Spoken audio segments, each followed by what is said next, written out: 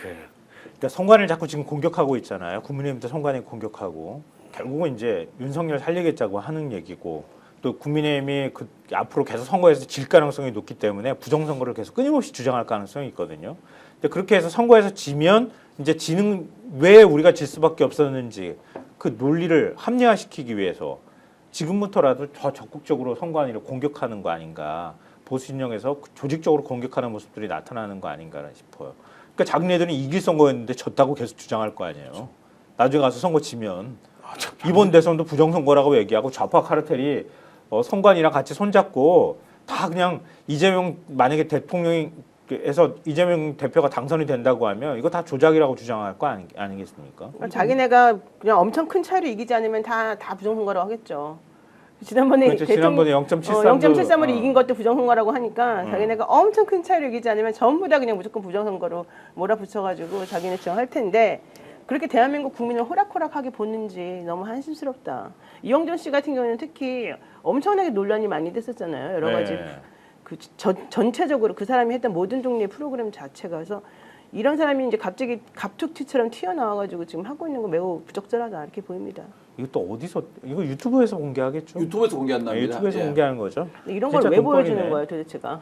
아니 요즘 그 보수 유튜버들이 이렇게 해서 돈을 많이 벌잖아요. 안 그렇습니까? 그러면 이 사람 입장에서 봤을 때는 이런 의혹을 제기하면은 또는 그 어떤 의혹 제기의 논거를 갖다가 조금이라도 제시해주면은 상당히 경제적으로도 이익되고 또 뭐 가지고 있을 수 있는 정치적인 목적 달성할 수 있겠죠. 저는 선관위가 진짜 악질이라고 생각하는데요. 이런 적이 없었어요. 선관위가 악질이라고? 감사원이 진짜 악질이라고 생각하는데요. 헌재에서 결정하는 날 딱 맞춰가지고 감사 결과 내놓고, 그러니까요. 뭐 부정 채용했다는 등 지금 선관위 사무총장이 뭐 휴대폰을 갖고 있어서 정치인들하고 연락을 했는데 지금 휴대폰을 복원할 수가 없다는 등, 그럼 확인을 못 하는 거 아니에요. 네. 그럼 누구랑 연락했을지 어떻게 알아? 국민의힘 의원들하고는 연락 안 했을까? 그런데요. 문자 안 주고 받았어요? 아니 근데 어차피 세컨드폰 개설했다고 한 그거는 국민의힘으로 나갔잖아요, 그 사람은. 강화도 군수. 전 사무총장은. 그러니까 그렇게 해놓고 난 다음에 그렇죠. 국민의힘이 그걸 가지고 민주당하고 연락했다고 공격을 하잖아요. 김세환이라는 사람은 국민의힘 사람으로 나온 건데 뭔 그런 전혀 국민의힘 자기들하고 연락했을 가능성이 더 많잖아요. 당연하죠. 이 감사원은 있지 않습니까? 감사 결과를 해가지고 징계를 하는 것도 있지만 수사기관 고발하는 게 있어요. 만일 저 정도 해가지고 감사원이 어떤 저 정도 말할 수 있는 증거를 잡았다. 그러면 이거 수사 이첩해야 돼요. 그렇죠. 수사 의뢰를 해야 되는데 수사를 안 했으면은 지금 감사원이 직무유기한 거죠. 아니 이 정도에서 선관위 사무총장이 부정선거에서 뭐 부정선거 연루에 짙은 어떤 그런 통화를 했다. 당연히 이거는 수사 의뢰해야죠. 아니 어쨌든 그렇습니까? 가짜뉴스가 너무 많이 지금 팽배해 있고 중국 가지고 괴롭히는 것도 내가 너무너무 이해가 안 가는데 예컨대 중국인들이 많이 와가지고 건보 뭐 먹튀 논란 그 난리를 쳤었잖아요. 그래 알고 봤더니 그게 통계 오류였다는 거잖아요. 결론적으로는. 오히려 중국인들 때문에 오히려 더 재정이 튼튼해진 결과가 나왔어요. 오히려 더 많은 돈을 냈다는 거 아니에요? 네, 근데 건보공단은 오히려 뒤늦게 그냥 수정만 하고 아무 말도 안 하고 있고 이게 2023년도에 나온 그 재정 수지 5차만 613억이었다 그러고 공단에서는 수작업하는 과정에서 실수였다 그러고 이렇게 그냥 막 넘어가면서 가짜뉴스를 계속 양산하는 거예요. 뭐만 있으면 뭐 종북주사파니 뭐 좌파니 뭐 아까 말한 그 윤상현 의원이 말한 세계의 카르텔 하나라도 제대로 그럼 이름을 대보라 그러세요. 그 사람들이 도대체 누군지를. 그러니까 이게 얘기해봐요. 아무도 그러니까 없잖아. 중요하지 않다니까요. 다 개소리들이 맞아. 원래 개소리에 대한 책을 제가 그러지 않아도 일부러 사서 읽었어요. 아, 책을 예. 아니 정치하는 게 쇼비니즘이라 그래요. 예, 맹목적 애국주의라 그래서 쇼비니즘이라 그래가지고. 네네. 근데 그런 거 예를 들면 부정선거에 맞서 싸우면 애국심이야, 애국주야. 그다음에 애국주의자야. 그다음에 서부지법에 맞서서 침입해서 그들과 맞서서 거길 다 파괴하고 싸우면 애국주의자야. 자, 저런 자들을 받들어. 그랬더니 또 김용현이 또 거기에 대해서 예를 들면 뭐 돈을 영치금을 보내는 운동을 벌이고 있는 상황이고 또 헌재에 있는 재판관 3명한테는 갑자기 처단하자라는 얘기까지 하는 상황들이 벌어지고 있는. 그러니까 이런 행위를 하는 자들은 어떤 사람들이냐? 그냥 애국주의자들이라고 딱 규정하는 거예요. 아주 철저한 쇼비니즘이거든요. 이런 자들이 실제적으로 파시스트로 가는 가능성이 되게 높기 때문에 유럽 같은 경우 이렇게 얘기하면 진짜 법률적으로 제재합니다. 아니 당연히 그래야 돼요. 그리고 어차피 다음에 대통령이 누가 되든지 간에 감사원은 한번 정말 완전히 싸그리 다 정리를 해야 돼요. 감사원 하는 짓을 보세요 지금. 아무런 권한도 없이 자기네 마음대로 해요 선택적으로. 그러니까 감사원을 독립기관으로 만들어놨어요. 감사원 예산 편성이라든가 이런 권한에 대해서 국회도 가급적 존중해야 된다고 감사원법이 돼 있단 말이에요. 맞아요. 그렇게 왜 해놨겠어요. 정치적으로 독립돼 있어야 한다고 하는 거를 헌법과 법률이 부여한 거예요. 근데 그거 다 무너뜨려 버렸잖아요.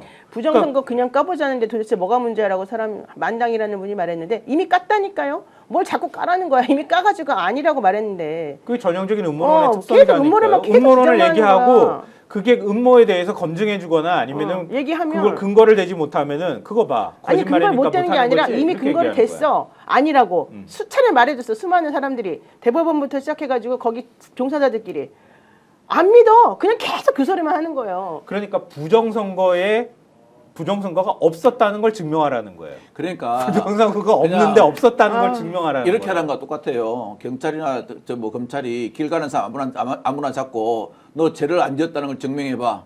그래서 죄를 증명 못하면 무조건 그렇지, 그렇지. 보낸다. 이런 식의 논리거든요. 너무 너 징글징글해. 죄 있지 그런 다음에. 그런데 이런 식의 논리가 얼마나 어거집니까? 이런 일이 매일 일어나는 곳이 어디? 평양이고 매일 하는 사람이 북한 보위부예요. 그러게요.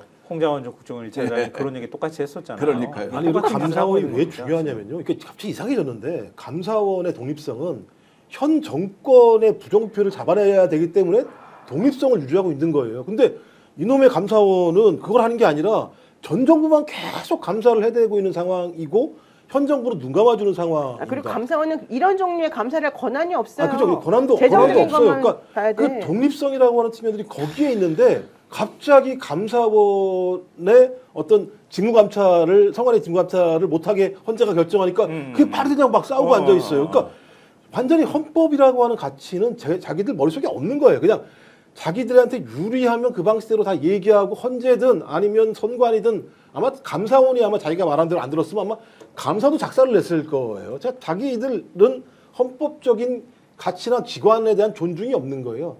내 말이 옳아. 자기는 신이야.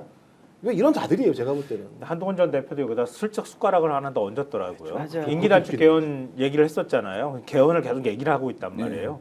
이재명 대표는 못할 것 같다고 생각하니까 그 상대는 납니다. 이렇게 지금 얘기하고 싶어 하는 것 같은데 이렇게 얘기했더라고요.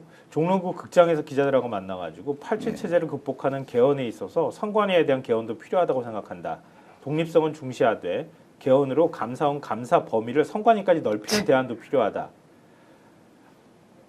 못한다고 그렇게 나왔는데 뭘 또 하라고 그래. 너무 무식해서 그러는 건데 이번에 헌재에서 얘기했잖아요. 그러면 이제 뭐 감사원이 국회도 가가지고 다 다 둘러엎지 하겠다는 뭐. 거야 지금 자기네가. 국회도 하면 되잖아요. 그럼요. 감사원이 다 할 수 있으면 되겠구만. 그러니까 수사 뭔가 문제가 있다고 생각하면 영장을 받아가가지고 감사원 압수수색도 하고 체포할 일 있으면 체포도 하고 하라는 거 아니에요. 저번에 윤 대통령이 저 계엄의 어떤 사유로 부정선거 의혹을 말했잖아요. 그때 제가 딱 그렇게 이야기했죠. 아니 그거 하라고 대통령 밑에 검찰청하고 경찰청을 배속시켜 놓은 겁니다. 그러면은 그거는 군에 이야기해야 될 게 아니고 검찰과 경찰을 동원해서 수사 지시를 정당한 업무 지시를 하시면 됩니다. 그렇죠. 안 그렇습니까? 그렇게 하면 되는 건데 아니 법률가라는 사람이 부정선거 의혹이 있으면 군을 동원해서 계엄을 해가지고 국회에 난입하거나 선관위에 난입하는 겁니까? 그러니까 뻔히 아는 사람들이 이렇게 주장하는 거예요. 네. 모르는 게 아니거든요. 뻔히 알고 있는데 이렇게 주장하면 나한테 지지자들이 몰릴 거야. 정치적 계산을 하는 거예요. 근데 나라가 죽이 되든 밥이 되든 나라를 다 망가뜨려도 상관없다고 생각하는 이 사고방식 자체가 더군다나 3.1절에 이런 얘기들을 한다는 게 정말 답답하기도 하고 그런데요. 그러니까 이게 특수부 검사들이 하는 짓이 이런 거잖아요. 정보 가지고 기자한테 흘려가지고 프레임 만들어서 자기에게 유리한 환경을 만들고 상대방을 공격을 해서 그 사람들 찍소리 못하게 만들어내는 방식들을 거의 오랜 시간 동안 거기에 이제 선적격이 윤석열이었고 그 아래서 이 일을 가장 잘했던 사람 중에 하나가 한동훈이었던 건데, 그러니까 지금 그런 방식인 거죠. 내가 말을 해서 내 친한 기자들이 내 기사 받아가지고 프레임을 만들어낼 거고 또 그다음에 내가 이런 얘기 딱 하게 되면 검찰에 있는 내 라인들이 검찰 내부에서 잘 아마 이것저것 작업들을 하겠지라고 판단을 하는 거고 자기는 이 말이 틀린지 맞는지도 전혀 정확히 모르면서 막 짓거려대는 제가 놀랬던 게 뭐냐면 한동훈 말에 의하면요. 윤석열은 탄핵됩니다 무조건. 그리고 무조건 이재명이 대통령이 돼요.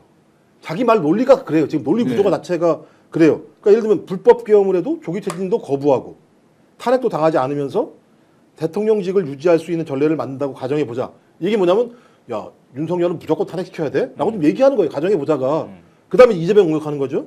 이재명 같은 사람이 대통령이 되면 전례를 내세워 사법부를 통제하고 그러니까 이 말도 전례를 내세운다는 게 전례를 내세울 수가 아니, 전례를 내세우면 윤석열은 다시 대통령직으로 돌아오는 거예요. 그럼 똑같은 기준으로 되면 이재명 대표도 탄핵시켜야 되는 거잖아요. 아니 이 말에 의하면요. 그러니까 전례가 말이 안 되면 되는 얘기를 윤석열은 지금 다시 하는 대통령으로 돌아오는 거라니까요. 그렇죠. 그러니까 이재명 당대표 이게 조기 대선이 열리지 않아요. 그러니까 이재명 당대표가 대통령이 될 수도 없는 상황이 되는 거예요. 근데 대통령이 된다고 이 전제하고 얘기를 막 얘기를 한단 섞어서 말이에요. 얘기를 하는 거예요. 근데 여기에 대해서 기자들이요. 이 내용을 알면 적어야 될 거 아니에요. 왜 뭐 말도 안 되는 얘기를 이재명 당대표가 이렇게 얘기했으면 아마 난리가 났을 거예요. 휘갈리면서. 맞아. 이렇게 맞아. 얘기해도 그냥 그대로 쓰는 거예요. 그러면 아 한동훈은 윤석열의 탄핵도 위헌적이라고 얘기하면서 야 이재명도 난리인데 이런 식의 프레임을 만들어내는 거거든요. 이게 얼마나 바보 같은 프레임이고 말도 안 되는 프레임이에요. 근데 기자들 막 적어냅니다. 이거 다 막 양산을 해요. 양산을 기사로. 스픽스는 말하는 언론입니다. 대세는 유튜브, 그중에서 스픽스. 좋아요, 댓글, 구독, 알림 설정. 여러분이 저희를 사랑해 주시고 우리가 여러분을 사랑하는 4가지 방법입니다.